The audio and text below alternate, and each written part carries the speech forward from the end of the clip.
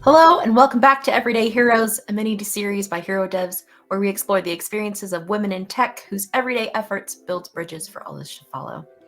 I'm your host, Wendy Hurst. The month of March in the United States is Women's History Month, and in this mini series, we're chatting with some women in tech who share their journey of how they got here and where they want to go. Today, we're talking with Taylor Corbett.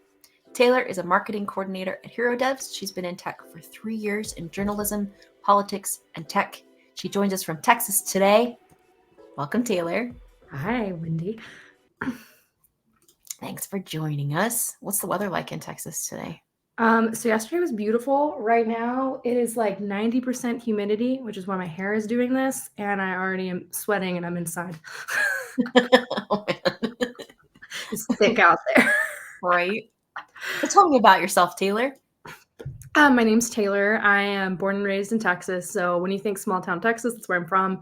My hometown had 199 people. So, I didn't really know much about anything when I went into the world. And like my realm of understanding tech was just like my digital graphics class, which I had a lot of fun in.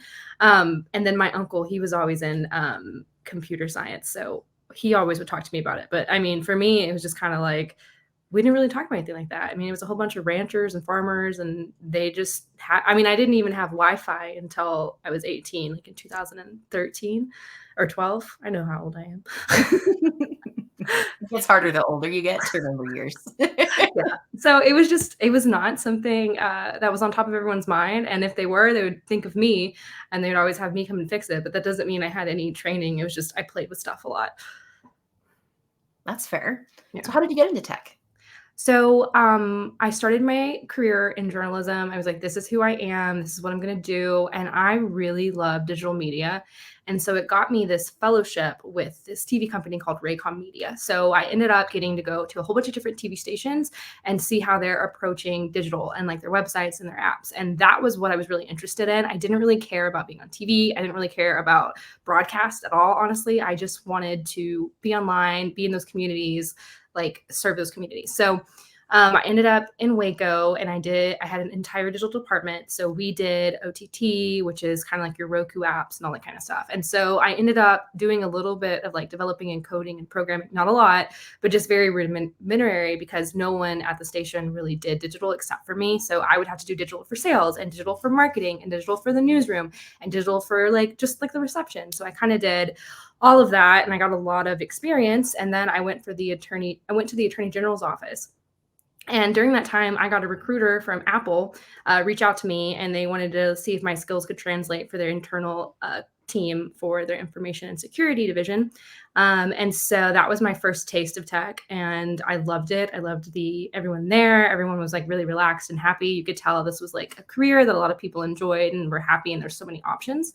And so after Apple, I worked with a user-generated content company. And so I worked with marketing plans for a lot of like one-off, small businesses. And that was really fun. But I kind of wanted to combine all of my skills into doing kind of what I did in news, but for like a tech company. And so when I saw this position, I was like, oh, this is great. And so I'm so excited because I just started a couple days ago, but I'm very excited to kind of take all of that together and use it here at HeroDevs. That's great. So how do you feel like working in tech compares to the experience you had before? So I would say it is a much better work-life balance. Before everything is do or die urgent. Like, I remember I was literally at the gym and I got a call that George H.W. Bush had died and he's from our area. So I literally had to jump out of the gym, run down the road at the TV station and start doing content and start making calls and start, orchestrating that kind of thing. And that was super fun in my early 20s. But as you get older, it's just really hard to manage. Like during this time of the year, specifically in Texas, is tornado season. So I wasn't allowed to have any kind of time off during this period because there's just too much stuff going on. When there's a tornado outside, you go to work. Like that's kind of how it works. And so I just kind of got to the point where that really didn't fit my like goals and dreams and whatnot. So that's kind of when I left. And it was also just an old school way of doing business. Like they were trying to keep up with the times and be more people friendly, but it's just an industry where that is not developing quick enough. So I was really excited to get into tech because I feel like diversity and inclusion is a huge deal here. Everyone gets an equal opportunity. People are not so quick to jump down everyone's throat. It's just a more professional setting, believe it or not. And so I really enjoy being here more because I feel more supported and protected than any other field that I've been in. And I mean, I've loved other jobs, but I just feel like tech really, most places I've been at, they really care about you as a person, and they know caring about you helps everybody. So I prefer it here. That's a great answer. How do you feel like your experience in all of these different industries influences how you approach your work in I tech? think every job I have, I learned something different. So even before journalism, I was a teacher, like way back in the day. I did after school teaching. And so my experience corralling a whole bunch of kindergartners was super helpful in my job of managing 6 digital content producers. And so it's kind of like, I love that I've been in a whole bunch of different industries because I see the gaps within each industry because people are too siloed. And being siloed is kind of like, it's such a weak point that if you can get past it, and the easiest way to get past it is being in a whole bunch of different industries or in different roles. So I think that gives me a lot of like that advantage of knowing how other people do business and how can we use that business here and develop it. Because a lot of times you'll go into this industry where they don't know anything about that. And so you have this edge over your competitors because you've had so much experience in different industries. So that's kind of, I love that about my career, even though it's kind of all over the place. Awesome. Well, it sounds like you are really good at bringing in kind of your life experience into what you do, which is really cool. You said that you were a teacher. What did you teach? So I worked for communities and schools, and that was an after-school program for underprivileged youth. So basically, a lot of people, instead of going to daycare or like having a babysitter, we would work with their teachers and we would sit down and do homework with all of them. And a lot of them were English as a second language kids. So they had a little bit of a learning curve. And so they got to spend a lot of one-on-one time with us after school. And so their parents got free care, which at that point they really needed. And the kids got extra attention for school. So I love doing that. And for specifically our school, the reading levels were really down. So we did a lot of reading, but it kind of just depended on like what the teacher needed. But I love that job. Those kids were so great. Like it gave me, I used to bring my dog there and they would all play with it. It was just such a fun experience. But I learned a whole bunch about like patience and leadership. And I learned it all through these little chubby kindergartners. Interesting. That's really cool. You got to do that. Yeah, I love that. Teachers are a lot like mentors. Mentors. Yeah. And it was the prime time of Frozen. So a lot of my lessons were like Frozen related. So if they were acting crazy, I would play Let It Go and they had a certain dance and it would ended with them sitting in the chairs. And I used that kind of concept in my leadership roles from then on. I mean, they didn't dance to Frozen, obviously. It's that kind of get people involved and just talking. Right. It's a social experiment in a way. Exactly. So when it comes to mentorship, was there a time in your life when you had a mentor that you found benefit from? Yeah. So my first job in news, I was a digital content producer for the Raycom Hub. So I wrote content for 50 different TV stations.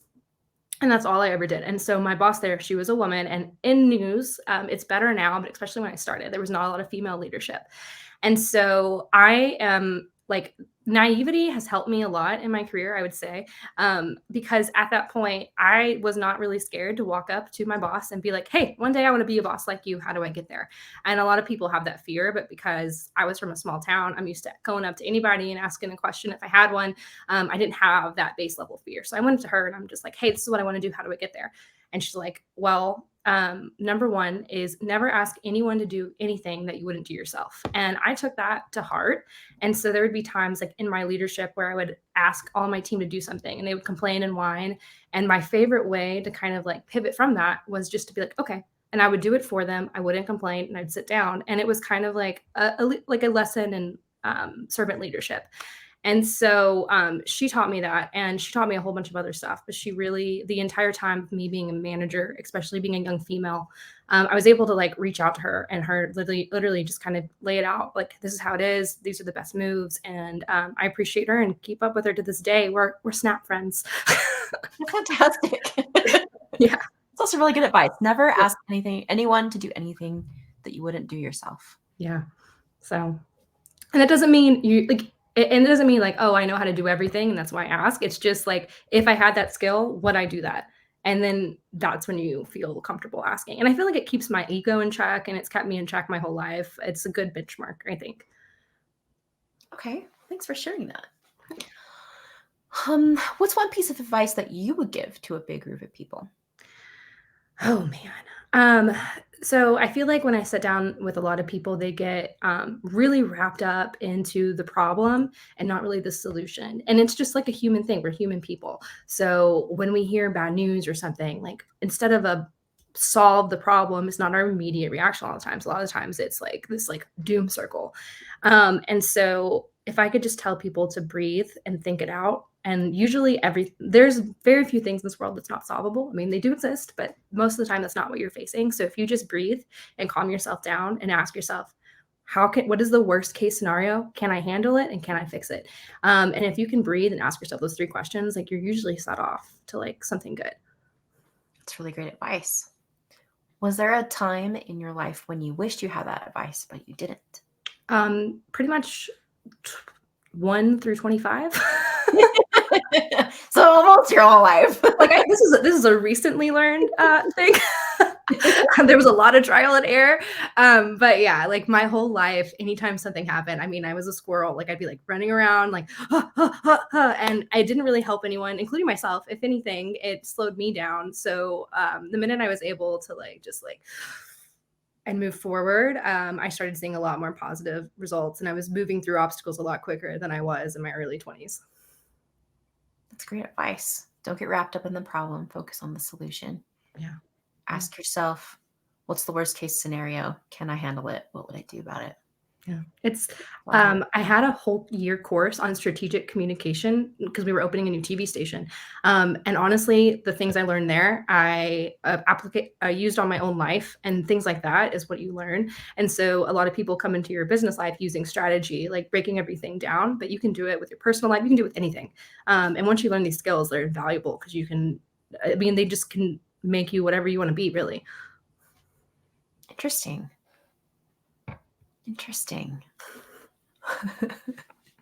There's your little thoughts. I don't know what else to say. Like, that's really cool. Yeah. I think the minute I started to slow down my squirrel brain, everything kind of changed for me. Is that you said that's a recent thing for you? Yeah. I would say leaving news, because everyone's so chaotic there, was like the first step to have. And so when I was in politics and everyone was freaking out, they would all come to me and be like, help us relax. And they called me the interpreter for a while.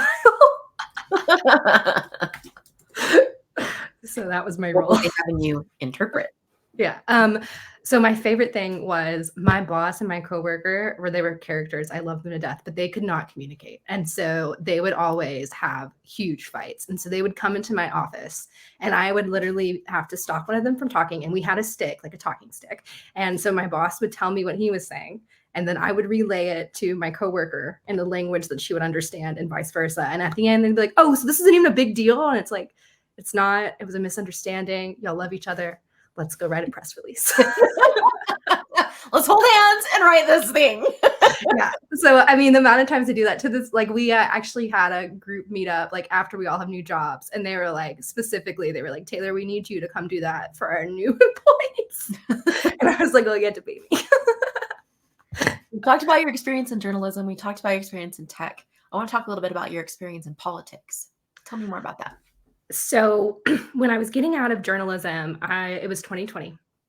And so to try to explain to people like the skills that I have accrued in my 10 years in journalism at that point, I was like, it was hard. It was really, really hard to get someone to understand like, hey, I know you want to hire someone else that has marketing in their title, but I've done 800 jobs plus theirs, and I did it all in like one day. So that was really, really, really rough. And then it was 2020. So we all know it was crazy out there in the job force.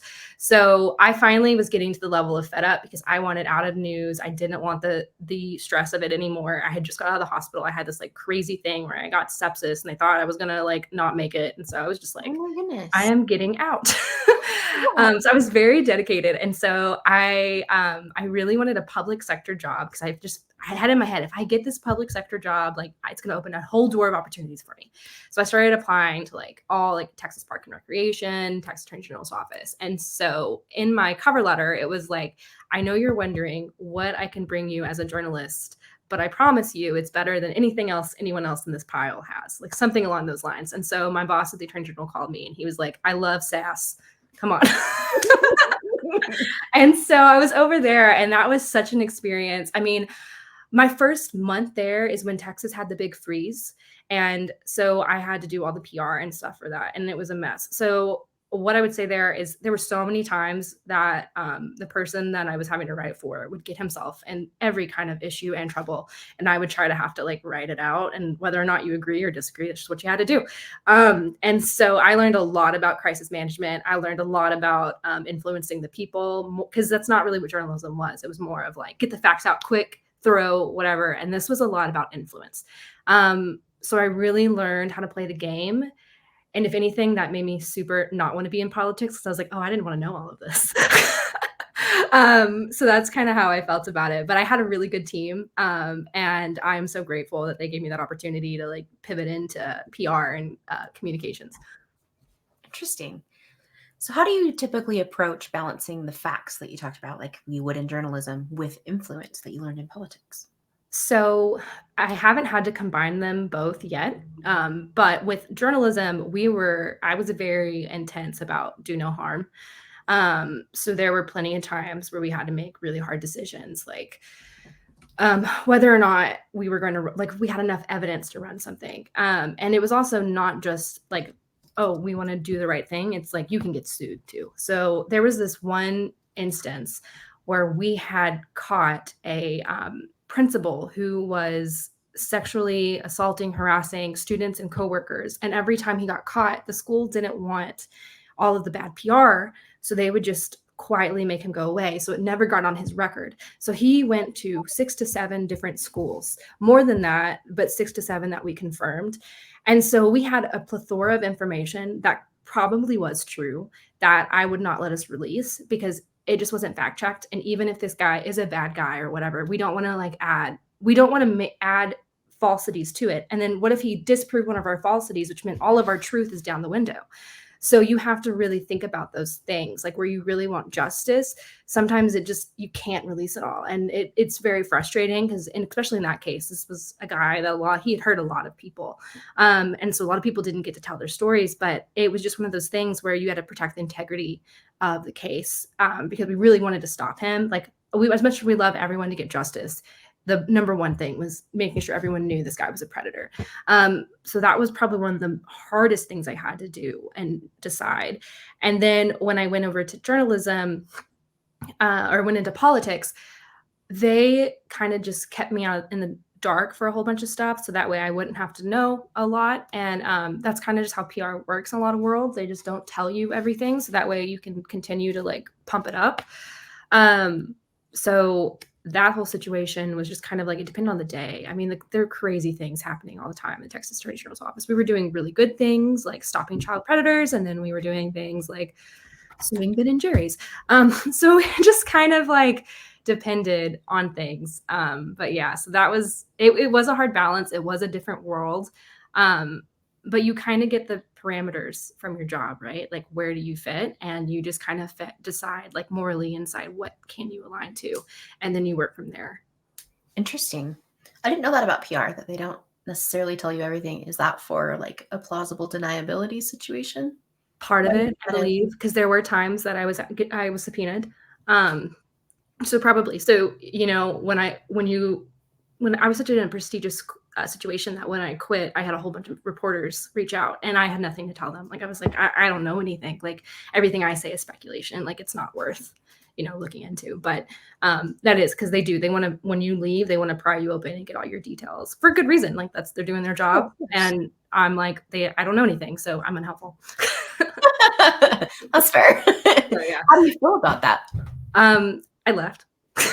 Is that ultimately the reason that you left? I think so. It was just kind of like, it got to the point where I just, yeah, I just didn't align. And then a lot of the people that I loved working with had left. And so, and then it kind of like, it was kismet. Like then all of a sudden Apple reached out to me and I was like, oh, this is a sign. And I took it. Cause I did get a lot of really good experience. I met a lot of great people. We did a lot of good stuff in that office too. There's parts of it that just, didn't really fit with who I am. That's understandable. Yeah. So tell me a little bit more about what you did at Apple. When I was at Apple, that was another whole new world because I was internal communication. So I wasn't dealing with press. I wasn't dealing with the public. It was a lot more relaxed. But then it's like, I felt like a drop of rain in the ocean because there was so much happening and so many things. But it was really fun because I've never worked in a slow paced environment like that. And at first, and even at the end, it was very frustrating. But the things that I learned, like we would spend a whole month writing 10 words. Like it really would be that detailed. And at first I was just like, I'm going to pull my hair out. Let's just make a choice. Like, oh my goodness. But not that I would ever want to do that again, but I learned really about how to be concise, be precise, make sure everything you're saying is making an impact, like to that granular degree. And I'd never really operated that way because I was a speed demon. So that was just not something that I had to really slow down to be like. I would always kind of naturally just have like a good knack of it, but I didn't sit there and just digest it for days and be like, is every part of this worthy? And so now I have that experience and I kind of take it with everything that I do. I'm a lot more particular. I'm a lot more direct. And it's kind of like I had a slew of information coming from my mouth constantly. And now I can like throw out daggers because of this experience.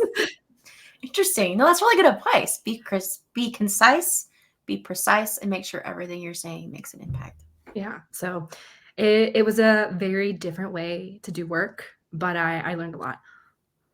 Interesting. Is there a specific project you worked on at Apple that you just really loved? So the thing that was most important was we would do a once a month internal InfoSec newsletter that would go out to the whole company, including Tim Cook. And so everyone was like, oh, Tim will see this. And so the amount of pressure we were under to like, make it perfect was actually kind of fun because it was a good team. So we were just so particular about what we put in because we knew like Tim Cook, he doesn't have extra time. So if he's going to read our newsletter, we need to make sure everything in there gives him value. And again, that really helped with my whole entire marketing experience. But it was also really fun to just try to like make Tim Cook happy for the month. Right. Was he ever unhappy with something that you guys put out? Not that I know of. Not that I know of. We never got like direct feedback at all, but it was just kind of like, we knew it was happening. What's the ultimate reason that you decided to leave Apple? So that was the layoff situation. And so, it kind of happened. But I'm big on everything happened for a reason. And I was struggling with how slow it was. I don't think I was I'm not ready for that level of slowness. Like that's like retirement slow.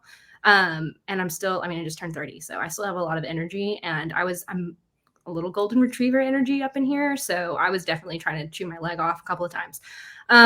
So, because it's slow, it's meaningful, it's precise. And one day that'll be me. But right now I'm still jumping off walls. So. Okay. Well, I hope that HeroDevs gives you the walls that you need to jump off of, I guess. Every time I talk to Hayden this week, I'm just like, if you could visualize what's happening, there's like a million rays coming out of my brain right now. For those who don't know, Hayden is our marketing manager. I don't know his actual title because we're pretty fluid with titles around here, and that's okay. I like marketing wizard. We can do that. Marketing wizard. That's a really good way to put it. He's just kind of the brains of a lot of our marketing strategies, which is awesome and fun. So I'm glad that it sounds like you're enjoying the ride. Oh, I definitely am. It's fun. Good. Well, thank you for joining our podcast today. Thanks for being vulnerable and for sharing your experience. I really appreciate it. Yeah, of course. Good day. Okay. Bye. Bye.